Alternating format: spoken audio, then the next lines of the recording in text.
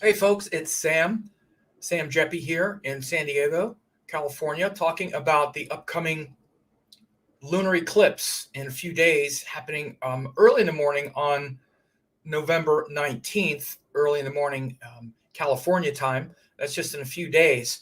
And so I'm also going to be talking about the most recent astrological shifts, which also include the sun having just gone into Scorpio. This is a chart here for the 19th, but the sun just entered Scorpio. We're just getting over a recent Mars Mercury exact conjunction, which I talked about in my November forecast. I said that for about 10 days or so, from about the 5th to about the 15th, there would be a lot of intensity with Mars Mercury, arguments, difficulties. We've been feeling quite a bit of that stress. Now we're moving up to this eclipse. You also see that Jupiter's about to go into Aquarius. So there's quite a bit going on right now.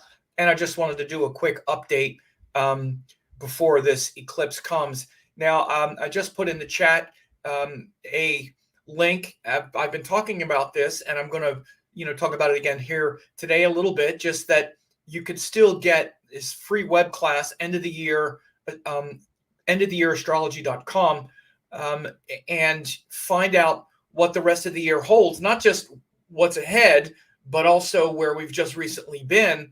Again, I'm talking about Jupiter retrograde in Capricorn, then re-enters Aquarius, right? This is still happening right now. We're in the midst of these changes. People don't usually look at astrology with a broad enough scope. They're like, oh, that's this week. Oh, now we're on to something else that's not relevant anymore. These shifts are relevant for months and months at a time. Again, the Mercury retrograde cycle was over, about a month ago, but that shows what was happening at that time. Mars combustion is still happening until November 21st. So again, you might be wondering, again, you've maybe forgot about Mars combustion because it was a big deal. I've been talking about it since the summer. I haven't forgotten it. I haven't stopped talking about it. Just like I said, even at the beginning of this, we're still in Mars combustion, and Mercury just hit the Mars combustion, literally like since around the middle of last week until about the end of the weekend was the most intense. So you probably have had some pretty, maybe some fiery exchanges this last week, and you might be thinking, oh, it's the eclipse. It's the eclipse. Frankly, it's probably not the eclipse. It's probably the fact that Mars is still combust and Mercury just hit it, and they were in the sign of Libra. Those of you who've been watching my recent updates heard me say this explicitly. I said it in my November forecast. So again, often your scope can be narrow. Mine isn't. I keep it all in perspective. So again, those of you, by the way, who have gotten this end of the year astrology, this free class, were probably on track with this because I talked about these cycles, and I'm always talking about things in that regard. Solar eclipse is coming in December 4th in Scorpio. I have Anurada. It's actually Jeshta Nakshatra. It's very early Jeshta, but so that's there. And then also Mars Ketu in Scorpio, which is happening also in very early December. We have Mars Ketu going through Scorpio. So again, you can get that, and that's something else that you can avail yourself of. So we have this lunar eclipse that's happening. And it's happening on the 19th. And as you can see, this is very much sort of approximate, but exact time. This is about where the moon is about 1 degree past the actual opposition. This is early in the morning on the 19th. So again, when we get the lunar eclipse, we have the Earth is in between. So, in this chart, it's a very good representation of the solar system. This is one reason, one of the most important reasons and the best reason that I use the South Indian astrology chart. Some people they don't like that I use South Indian. They're always like, can you use North Indian? Da, da, da. One of the biggest reasons I use it is because in this chart, it's astronomically correct, and the Earth is in the middle, and you can really see these oppositions very easily. And so you can really see that the Earth is in between the sun and the moon on a lunar eclipse. When we have the solar eclipse, the moon is in between the Earth and the sun. So you can see that as we're having this eclipse, the sun and moon are opposite each other, and the Earth is blocking it out, right? Is blocking out the sun's light falling on the moon. Now, this doesn't happen but a couple times a year because that's where the nodal axis falls. So when we have the lunation cycles on the nodal axis, which is a very narrow, it's an intersecting point, that's when we have the eclipses. So this is in the sign of Taurus. Now, again, we also first have to understand that this is the sidereal zodiac of India, which has always nailed the zodiac circle to what's called the Nirayana chakra, or the circle with without the ayana, or without the solstice added. So again, should understand without any ambiguity, the ancient Indians were like everybody. They were clearly aware of the precession of the equinoxes. Their entire cosmology, calendar, zodiac system was based on the ayana, which means the solstice.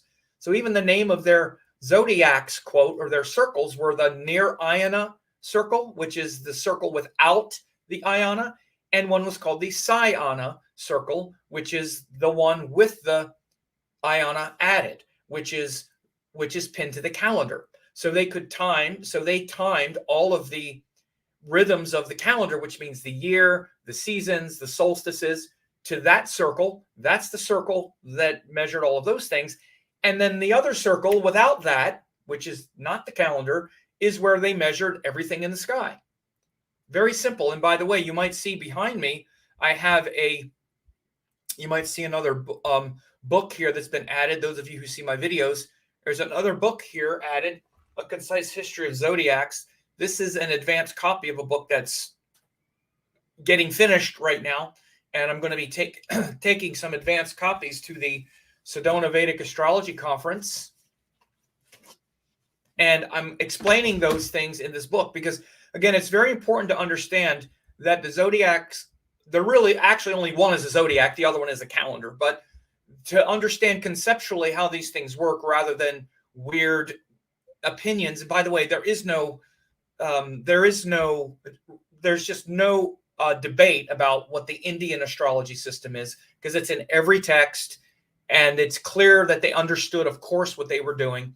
I'm only mentioning that because, again, there may be people watching this video, will be, that says, what? Oh, that's right. This is actually both. This is in Taurus and in Sidereal and tropical. Sorry. So this is one of those examples where I'm not going to get a bunch of comments saying, what do you know? It's Gemini, not Taurus or whatever. No. So it's in Taurus in both zodiacs, both circles. But again, you have to understand that the zodiac starts here on with Aries and Ashwini at the beginning. And then by the time we get to 4 degrees, by the time we get to the third nakshatra, because it's Ashwini, Bharani, and then Kritika, which starts at 2640 of Aries, then we get from 2640 Aries to 10 of Taurus, that's Kritika Nakshatra. And that's when that's where the moon is exalted. And it's where the transition between Aries and Taurus happens. People are asking about the book. Yeah, the actual finished version, these are advanced copies that I'm going to have for people to look at, but then the regular fully edited copy, fully finished, will be available early next year. Few things behind the scenes that are getting done there, but it's going to be very helpful for people to really, I wrote it mainly so people can understand what the zodiacs are and the difference between what we call the zodiac and what we call the calendar.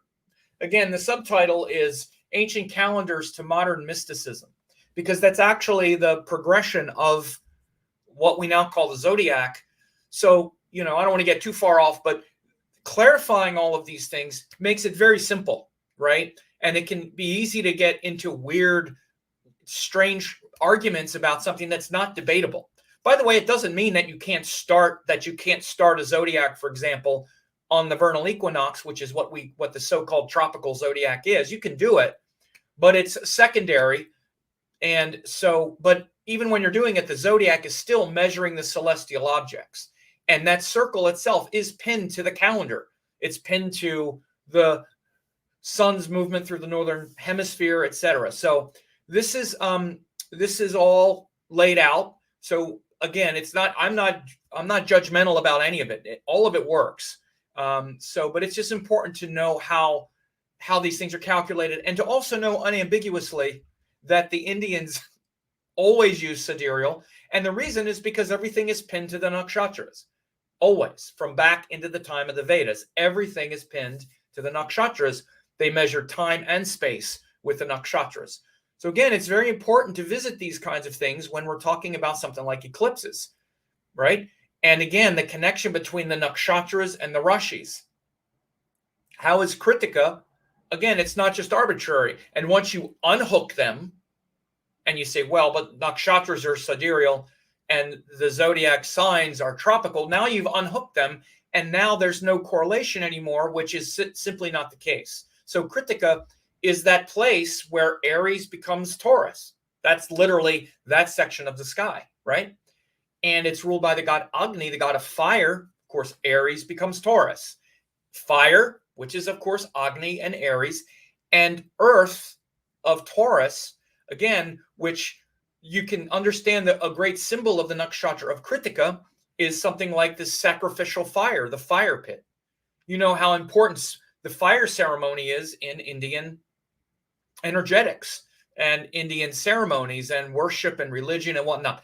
This is symbolized literally as the transition from Aries to Taurus and the nakshatra of Kritika. And literally, the Lord Agni is the god. He's the priest. That's who Agni was. And Agni is the fire that carries our intention to, directly to God himself and to your higher consciousness.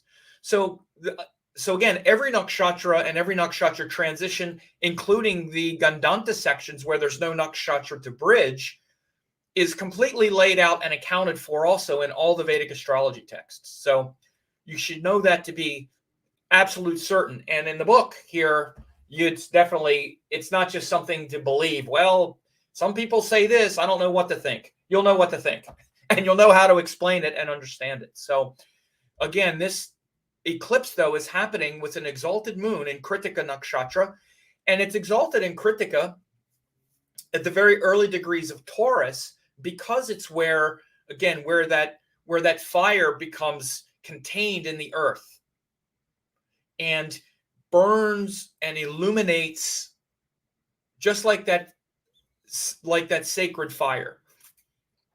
Again, we have to realize that the moon is literally that feeling of consciousness being alive, is that feeling of awareness, and that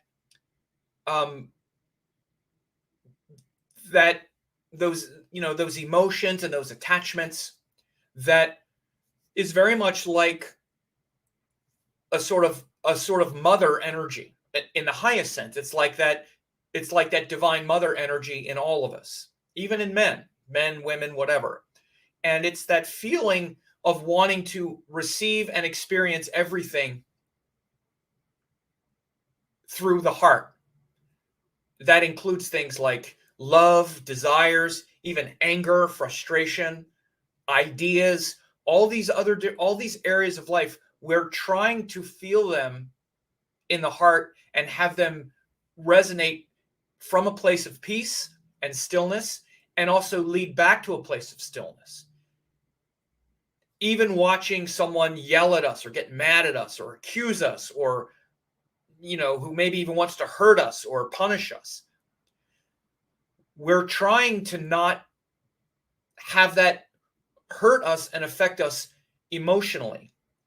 The moon is the part of us that knows that as soon as we are protecting ourselves from something, or afraid of something, or angry about something, that we're now disconnected from spirit. We're disconnected from spirit. And so the moon, that's literally what the heart is. It's pure consciousness that's connected to spirit. And we suffer with moon, and we suffer emotionally. Emotional suffering is really a disconnection from spirit, from our true spirit, from our true nature. Because anything that we're trying to protect ourselves from because we're afraid of it, we're going to be disconnected. This is why things that feel good we have a strong attachment to, a strong connection. Oh, I want that thing, so we can flow with that thing. And it's very easy to flow with things that feel good. Oh, this inspires me. I like that. Oh, this is fun. I like that. Oh, this is going to, give me pleasure. I like that. Oh, this is going to be hard. I don't like that. So we tend to psychologically and emotionally avoid those things that are harder and gravitate toward those things that are easier for us. And it's not always, cut and dried. Sometimes the things that we gravitate toward that feel good are things that are difficult and stressful, especially if that's our habit, especially if we were raised that way. Again, this is why the moon is also all of those conditionings. So when you look in someone's birth chart, for example, you're looking at, and you look at the things that affect the moon, you're looking at the psychological patterning and what's familiar to the person, what they're used to. And again, many times the moon is what we're used to. I mean, that is literally what it is. At least when you're looking in the natal chart, you're seeing, okay, this is what the person is used to. This is their kind of default psychology of how things feel to them, how the world feels. Based on how things feel, we're going to gravitate towards certain things. We're going to want to avoid other things. There's an entire branch of astrology that's related to what's called moon yogas. These are chapters in Brihat Parashara Horasastra called moon yogas, which I've taught this for years. Planets before the moon, with the moon, and after the moon show how we receive, feel, and integrate. And then planets and angles from the moon shows what stabilizes our emotions, right? So the moon is this sort of matrix of psychology. But again, I'm talking about it on this level because what is the psychology? And what are we evolving as we psychologically evolve? Well, it's on a very base level, it's that connection to spirit, because the moon is the Prakriti. In Sankhya philosophy, it's that feeling, what it feels like to be alive in you. And based on that, and again, this is a great example when people talk about, well, is it nature or nurture? Is that my childhood or is that my astrology? Or is that because this is in my chart or because my mother was mean or whatever? We create false choices. The chart's going to show the mother who was mean or the person who was nice or the this or that. There's nothing outside of it. And in many ways, the moon winds up showing, again, how it feels, what you expect, what you project onto situations that are totally neutral. This is why your life is, things have always kind of felt to you the way they've always felt, haven't they? Even though things are different and you handle them better and it's different, there's something about it that's exactly like it was when you were 5 years old, if you can remember back that far. Part of your whole life feels like, yeah, this is how it's always felt like to be me. I've always felt like this. And think about that. Think about all the things you've been through, but something about it all feels like you somehow. That's what you're looking at when you're looking at the moon. Right? Like with me, I have it in the 5th house. I don't have any planets beside it. It's called Kema Drama Yoga. And I have Saturn on the 1st angle from it. So that would be like my moon yoga scheme. 5th house, which is creativity, it's an auspicious house for sure. And then no planets beside it. So it kind of feels like you're all alone. And then Saturn on the 1st angle, which is to take things seriously, to like to spend time alone. So that if someone could read that, they would like, this is how it always feels to you. It always feels that way. And you're always kind of go back to that sort of comfort zone. Right? So I'm talking about this in great detail so that you can maybe look at your own moon in your chart, get a few ideas about that, and know that when we get a lunar eclipse, it's that part of you, that feeling, this life has always felt like this. That's the part that's getting eclipsed, right? It's getting blocked out for a while. But it's getting blocked out in this area of Taurus, where the moon is exalted because it's very stable there, because that wavering kind of longing, that longing for something that feels good and that avoidance of things that doesn't feel good, again, attractions and aversions,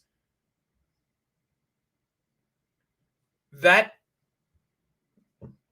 sort of cycle based on your individual patterning and psychology in the sign of Taurus, it's very stable because Taurus is the most stable sign. That's why the moon is exalted there. But it's exalted at 3 degrees of Taurus. The exact degree is very important with exaltation placements. And this is happening at literally 3 degrees. It's happening at the highest exaltation point in Taurus, where it's very stable, but there's clarity, discrimination, clarification. This is why it's exalted at that very early degree, where it's still close to Aries and it's just moving in. It's far enough into where it's stable, but it hasn't gone so far into Taurus where it's like, okay, now I'm so stable that I'm kind of stuck in all of this worldly enjoyment and pleasure. Because remember, I said one of the biggest things is that with the moon is we want to feel good. And this is why we have such a strong attachment to things that feel good, that we enjoy, that we like. More than anything, it's Venus-y kind of stuff. Venus things. Other people, sensual pleasures. But Venus and the moon, Venus, who is the ruler of the moon's exaltation sign, is actually also naturally unfriendly. So this is always the thing we have to know about exaltation planets. This is why I've said this before. You can't judge anything as simplistic black and white, particularly exaltation. This is one of the most misinterpreted and misunderstood principles in Vedic astrology. Is it's exalted, it's good, whatever good means. But because, again, especially exaltation degrees and signs are wild cards. They need to be examined very carefully. Moon is one and Venus is the other. By the way, Venus exalted in Pisces is another one that's very tricky. The moon exalted in Taurus as well. It's going to give what it gives, and it's going to feel like, okay, I'm awake here. But remember, moon, very early degrees of Taurus, from 3 degrees to 20 degrees, it's also powerful. It's in its what's called Mula Trikona place. But a lot of that is because then it becomes very satisfied and can fulfill our desires. And it can really develop. It can still really calm down and feel peaceful and feel good about the things that we get. This is why the moon is exalted in Taurus. Because the biggest problem with the moon is the restlessness and the longing. And the longing and the restlessness. That's why it's debilitated in Scorpio. And again, this whole eclipse cycle is a study in contrasts of an exalted moon and a debilitated moon.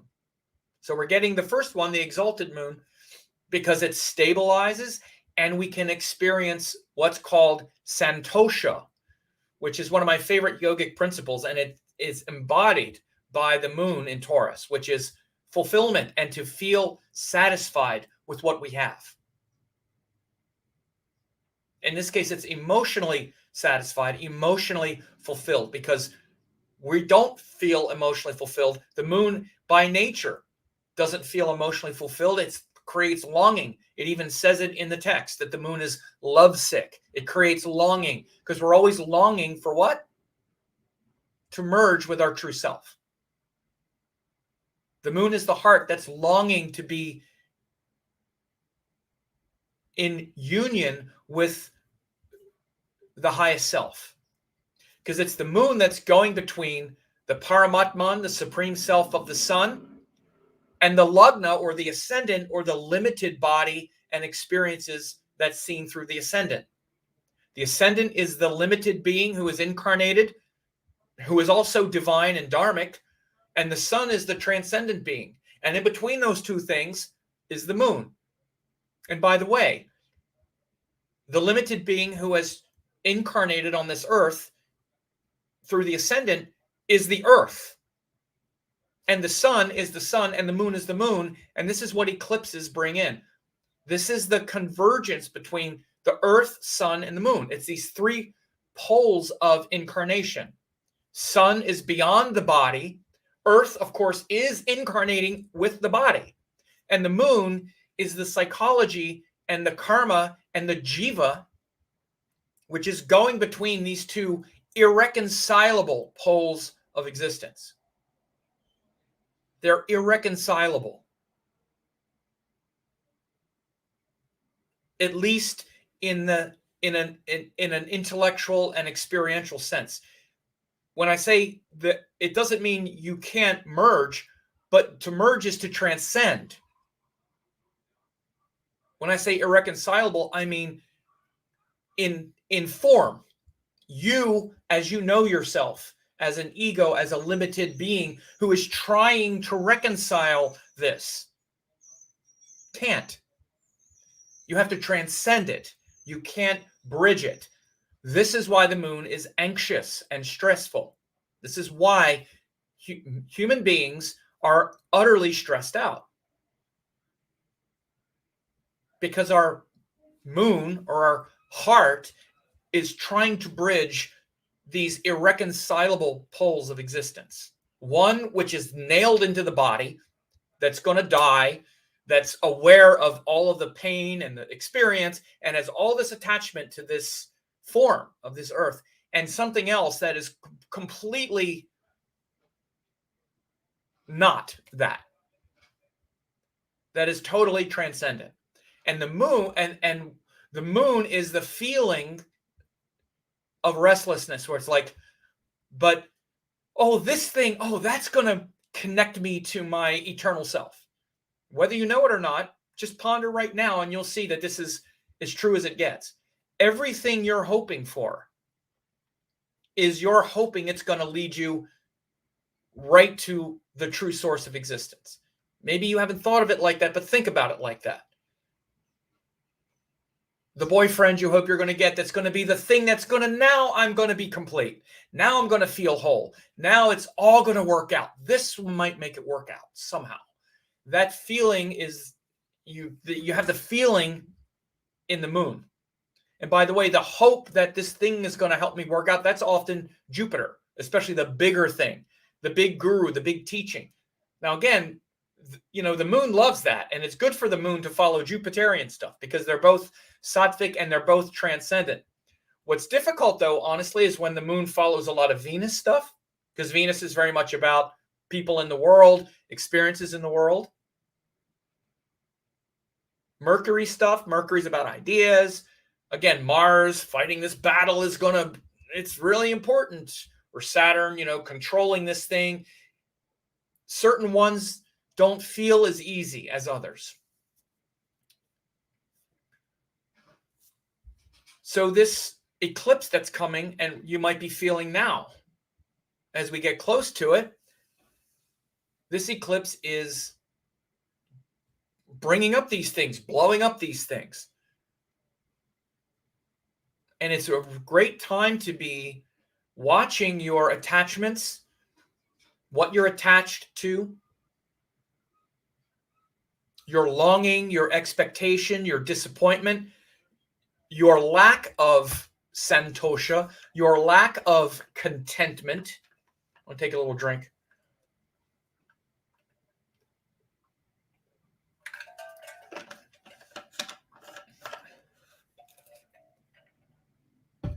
This is why it's always said, all great gurus and great teachers say, relax. That's the first thing. Nothing happens until you relax. And Taurus is the most relaxed. And that's on a psychological level.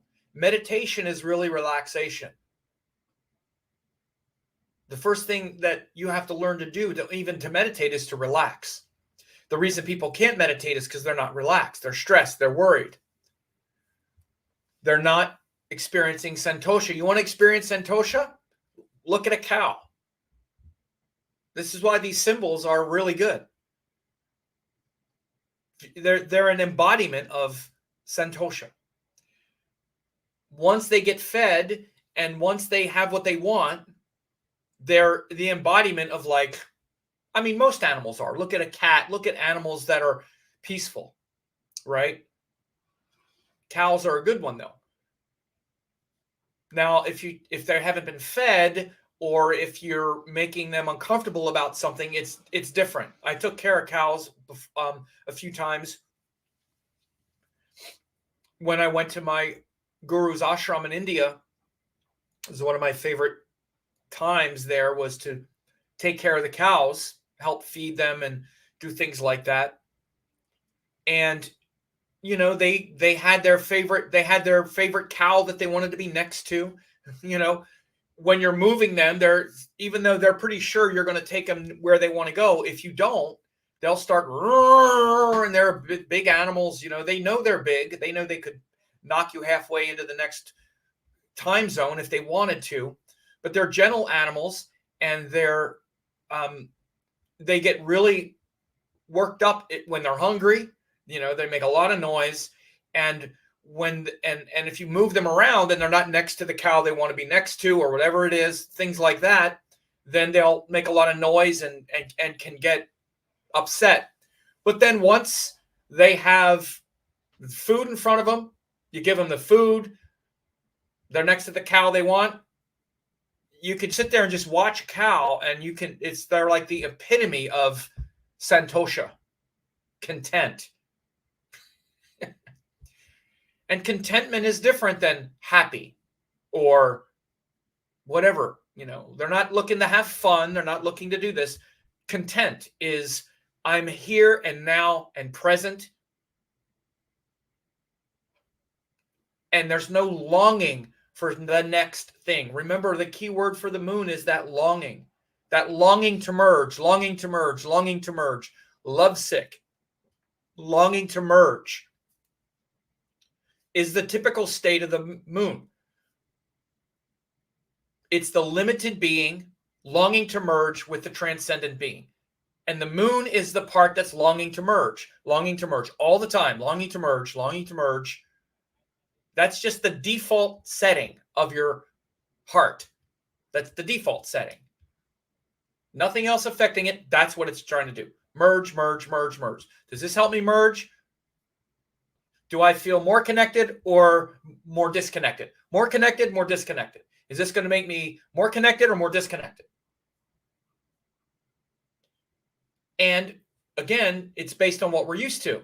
I use mine as an example. Like, I have the moon by itself, and I have Saturn on that first angle. So for me, and again, all the connections happening inside. The biggest connection is through the fifth house stuff, like in my case, fifth house, which is being creative. That helps me merge. Being creative, being alone often is easier because that's what I'm used to. There's no planet before, with, or after. And then Saturn is in the first angle. So, and being able to concentrate and do those kinds of things. So that's what's normal. Now, to other people, it can look crazy. I'm just using myself as an example, but we all look this way. But to me, it's what's normal. And that means things get hard or difficult. I'm okay. That's what's normal. You have to be all by yourself to do things. Okay, that's what's normal. So not only will it be normal for it to happen, but I'll create it. I'll make it that way because that's what's normal. By the way, it's not that bad. That's not a bad placement, right? It's got its problems, Venus stuff there too with other people or whatever. But so again, the moon, when you're looking at it from the natal chart, you're looking at what is normal for this person to feel. How does things feel to them that's normal? Right? You see a Saturn influence. Let's say that you see a Mars influence. Then it's normal for the person to want to fight and argue and battle. That's normal. What are you saying? Why are you getting mad at me because I'm fighting and arguing? That's the way I am. Mars is aspecting my moon. That's normal. It's normal to argue and fight and battle. So don't tell me I'm crazy. That's normal. But then the person is going to gravitate toward confrontation, emotional confrontation, because that's what's normal for them. And they're not going to think it's bad. No matter how much you might think it's bad, they won't, because that's normal. And again, there's always a powerful quality in it, because Mars, let's say I'm just using Mars as an example, but what that also shows is the courage of Mars, the will of Mars, the discipline of Mars is also in the mind. So it can be very emotionally disciplined and things like that too. Again, it might be Mercury influencing the moon, Venus, Jupiter, they all have an influence on the moon. The moon just absorbs all the influences. It's where everything gets absorbed. Where again, we're trying to absorb everything and have it all feel whole. Like I said at the beginning. So when you're looking at, so you know that that's the motivation, but then when you're looking at an individual's chart, you're going to see what feels normal to them. So notice as we're getting closer to this eclipse, what you want to do now is take that kind of default that might be in your chart, right? Your nature, whatever it is with your moon. Look at the sign it's in, look at the house it's in, look at planets that aspect it or that affect it. And you want to look at all of it. You don't want to just be, people tend, especially when we're looking at our own chart, we want to say, oh, it's, like I could say, I could find, just the good things. Oh, it's in the 5th house and it's in Libra. So I'm blah, blah, blah, and say all this good stuff about it. Well, okay. I don't do that though. It's like, well, it's the 5th house, but it's by itself. Again, there's no planets with it. That's a Kama Drama Yuga. Saturn is in that angle. So it's like, okay, that's pretty intense there. So, if you're going to look at your own chart, try to be a little bit objective about it. That includes aspects, that includes other things. And know that that's your default nature. And those are the things that make you feel normal, but also disconnect you. Because again, you have to understand all of that, like I just said about myself, those are the things that feel normal when I say to me, it's to my ego. My ego says, I want to be alone to create and to do this and take on things that are serious and blah, blah. That's just my ego. It's not me. It's not my true nature. It's literally my attachment to the separate self. And when I say the ego part, I mean the ego is the part that is attached to this idea that that's me. That's what I should be doing. And anything that impinges on that is impinging on me because I'm supposed to be doing that. I didn't say that. I didn't say we're supposed to be doing it. I'm saying that's what feels natural to the person.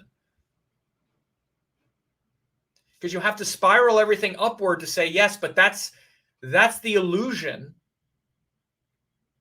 that the person is trapped in. Like that's the illusion I'm trapped in. The illusion that everybody should be nice to each other and be polite to each other. And I'm so nice or I'm polite and it's fine to be alone. Everybody else has too many attachments and people should take things more seriously, blah, blah, blah, blah, blah. This is all the stuff maybe my ego would tell me is the way it should be because that's my version of it.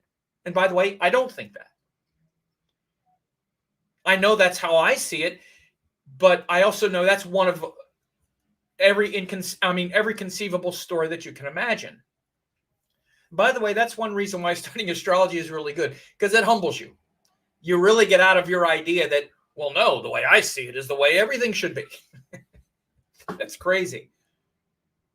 But you also have to understand that whatever that individual portrait is that you have, that's also the path into the divine transcendent state, because these are all transcendent forces.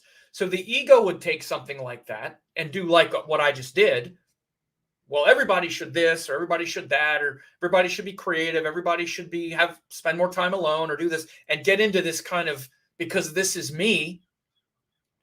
But on a higher level of consciousness, you go to the highest level of those energies. First of all, the moon is not just how it feels. It's trying to, again, integrate all of these things. Libra isn't just enjoying ourselves with other people. It's a whole divine lesson of respect and transcendent beauty. Saturn isn't just trying to control things this way and concentrate on things of this world. It's about concentrating on things in a transcendent way. It's not just about controlling the emotions, which Saturn influencing the moon can often do. It's about being humble and taking those things to a transcendent level. The transcendent nature of Saturn is to concentrate on things that are beyond this world.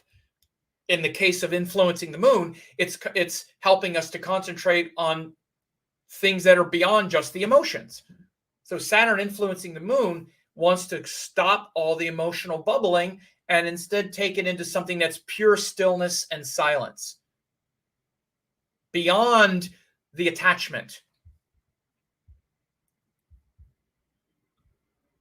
Roxanne said, interesting. It's like the chart is your Ahamkara design. Yes, Roxanne, that's exactly what it is.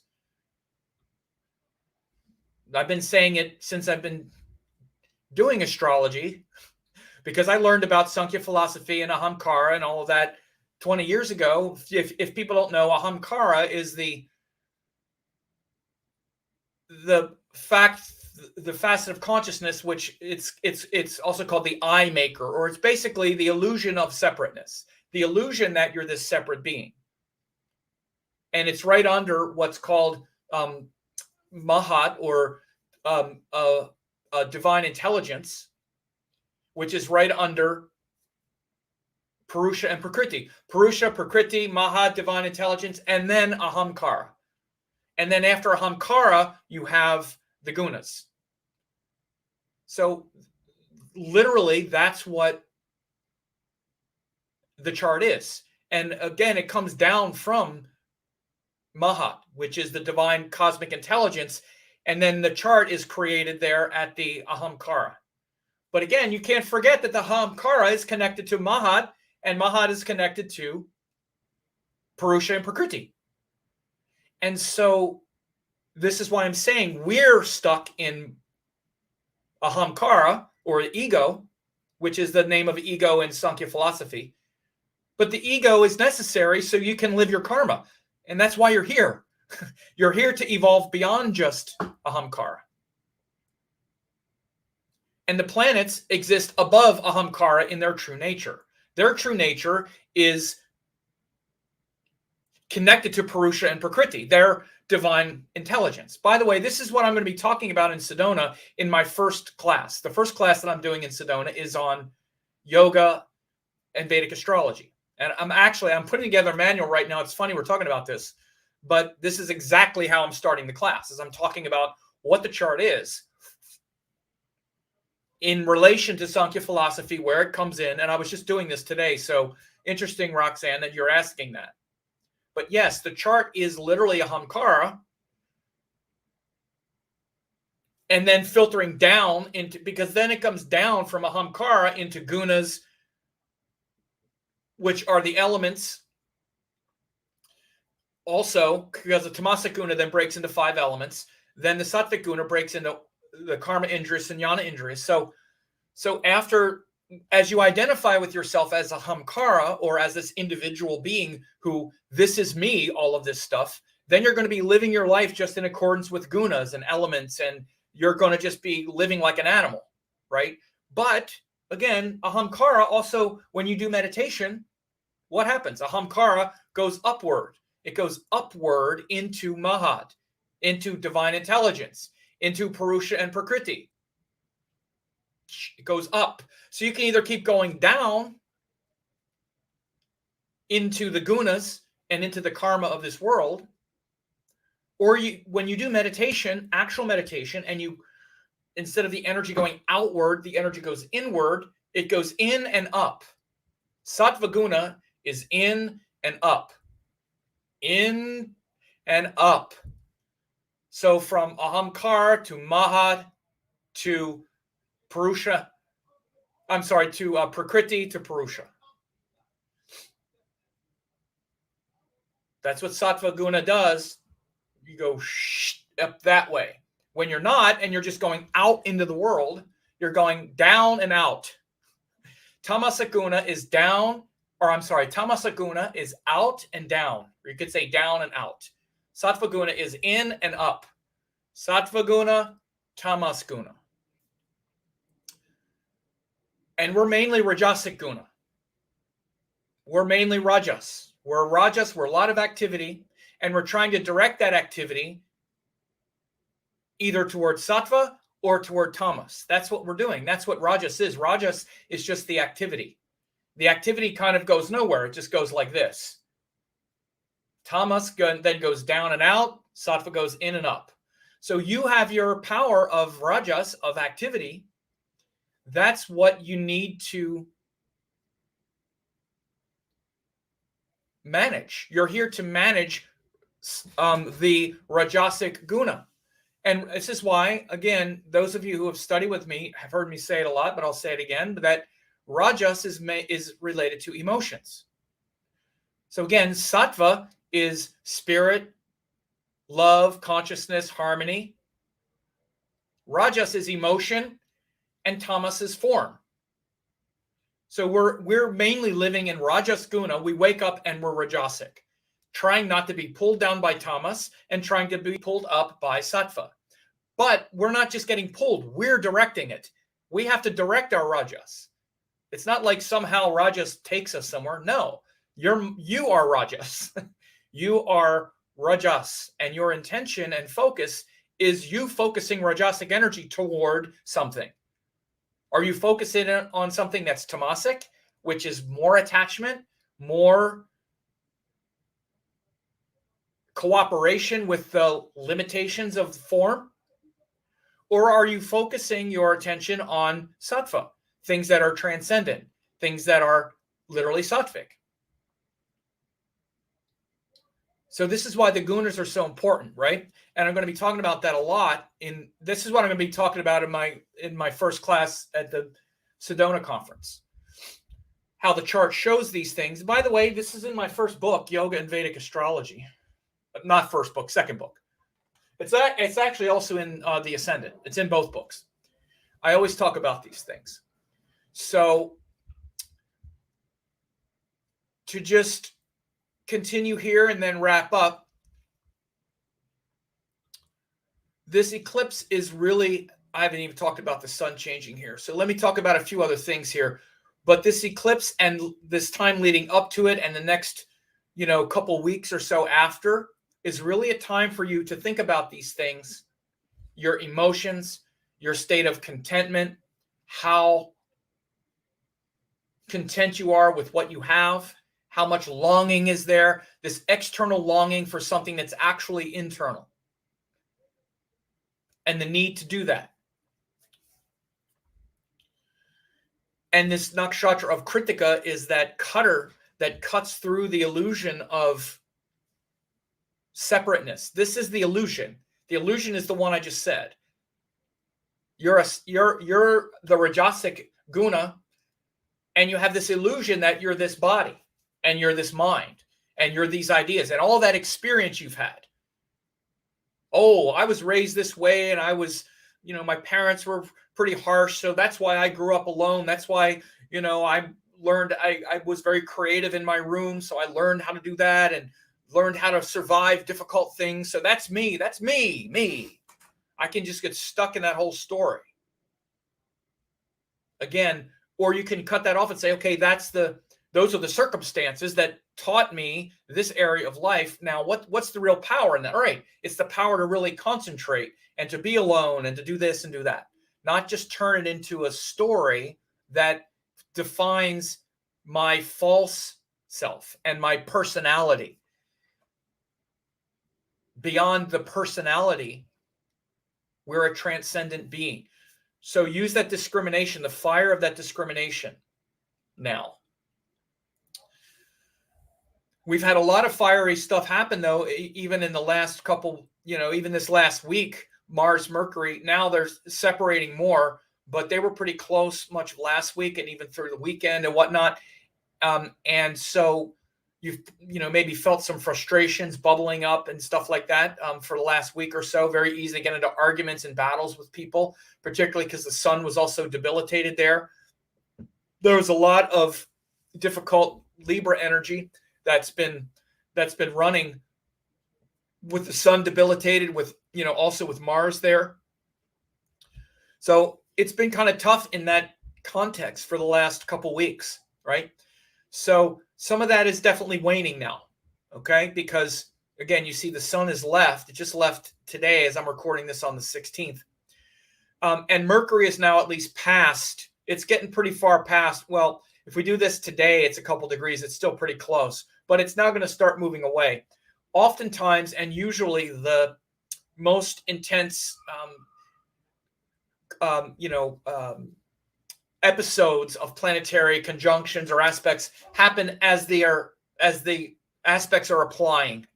Sometimes shortly after that too, because something maybe is snapped and we're still kind of in that way. But we're starting to find it's starting to wane now as Mercury's moving on. But you can see the sun is now has gone into Scorpio. So now until December 15th, the sun will be in Scorpio. And the sun in Scorpio is quite powerful because it illuminates all of that emotional restlessness and stress, confrontation, and, sort of default, battling and struggling that can happen with Scorpio energy. So the sun is there, and the sun is much more, again, it's a warming influence. You want to look at the sun and Mars very differently.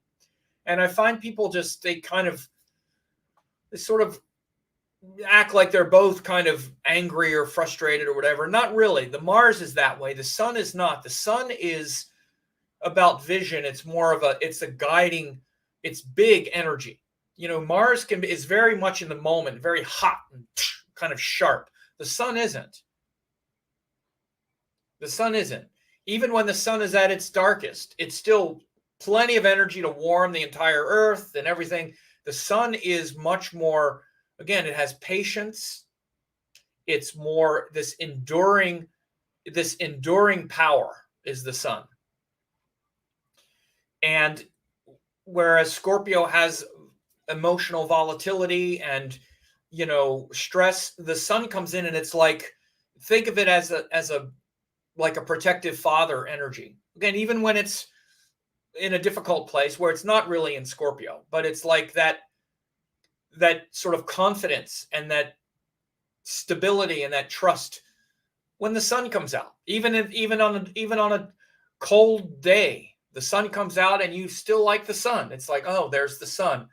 It still is warming, right? So it's not that angry, frustrated energy. So wherever the sun goes, it's trying to illuminate that quality. So the sun moving into Scorpio is big shift until December 15th, which in contrast to this full moon eclipse in Taurus, at least for now, will tend to really anchor that other side of the equation.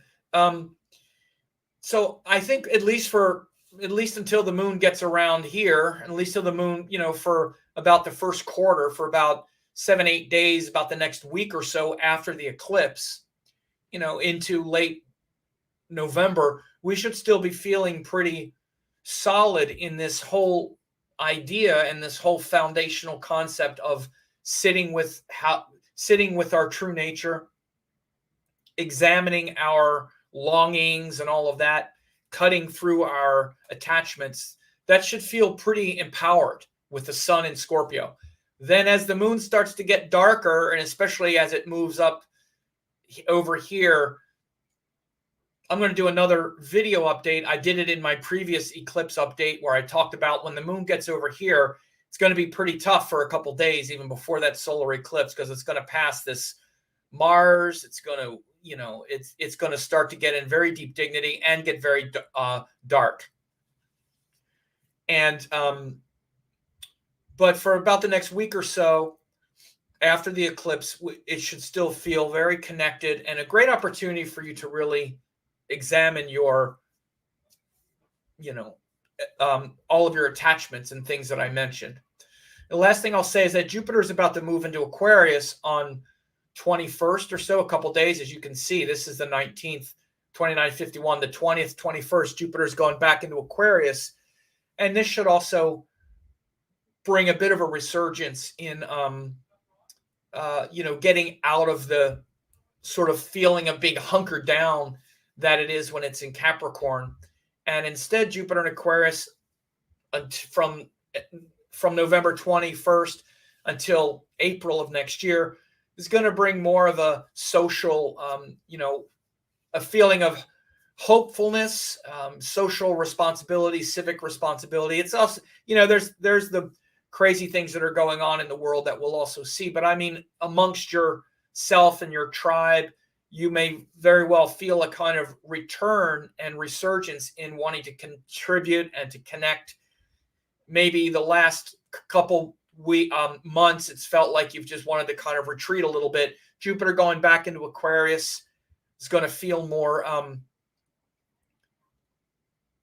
connected again socially. And that's what I'll say about that. So those shifts are also happening. But the big thing now is we're a couple days away from this big lunar eclipse. All those great yogic powers of santosha, contentment. And I just have to say, one of the great, of course, the best example of pretty much every spiritual principle I've ever seen is with my guru Amma. And one of the names in one of the best bhajans, bhajan called Jinki Karuna Heyapa, Jinki Anki Mehepya, Jinki Karuna Heyapa, Jinki Anko Mehepya. That's what it is.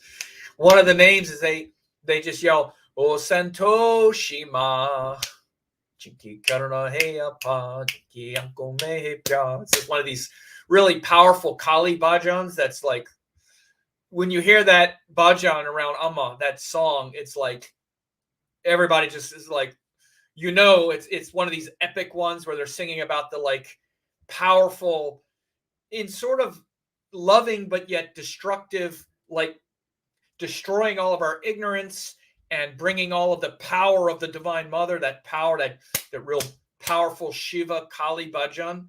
But one of the things we sing is Jai Santoshima. Santoshima